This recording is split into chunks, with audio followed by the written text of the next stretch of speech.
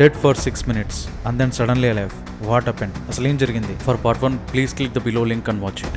If you like part 1, please like and subscribe to my channel. It will boost me to come up with more interesting facts.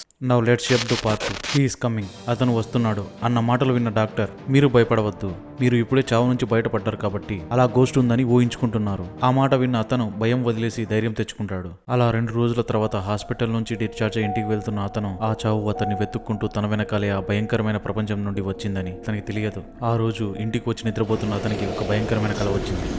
అతడిని ఒక క్రూరమైన మృగం వెంటాడుతున్నట్టు. భయపడి లేచి చూసేసరికి అది ఒక పీడకల అని మళ్ళీ పడుకుంటాడు. మరుసటి రోజు ఉదయం అతని బాత్రూంలోని మిర్రర్లో అదే మాన్స్టర్ అదే షాడోని మళ్ళీ చూస్తాడు. అలా భయపడిన అతను తిరిగి మళ్ళీ హాస్పిటల్కి వెళ్తాడు. అన్ని టెస్టులు చేసిన డాక్టర్లు అతను ఒక హెల్యూజినేషన్లో ఉన్నాడని, కొన్ని మెడిసిన్స్ వాడితే చాలు అని చెప్తారు.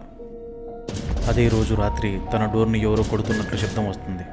అలా డోర్ వైపు వెళ్తున్న అతనికి ఆ మాన్స్టర్ డోరు తెరుచుకుని రావడాన్ని చూసిన అతను ఒక్కసారిగా హార్ట్ అటాక్తో మళ్ళీ కుప్పకూలిపోతాడు. మార్చ్ 21, 2011 హిస్టరీ రిపీట్ అయింది. సెకండ్ టైం అతన్ని ఎవరూ సేవ్ చేయలేకపోయారు.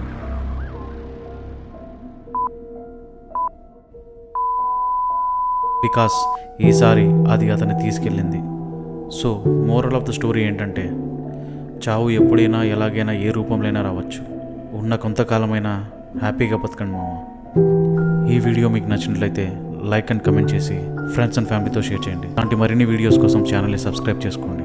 మరికొన్ని ఇంట్రెస్టింగ్ ఫ్యాక్ట్స్తో మీ ముందు ఉంటాను. అంతవరకు టేక్ కేర్.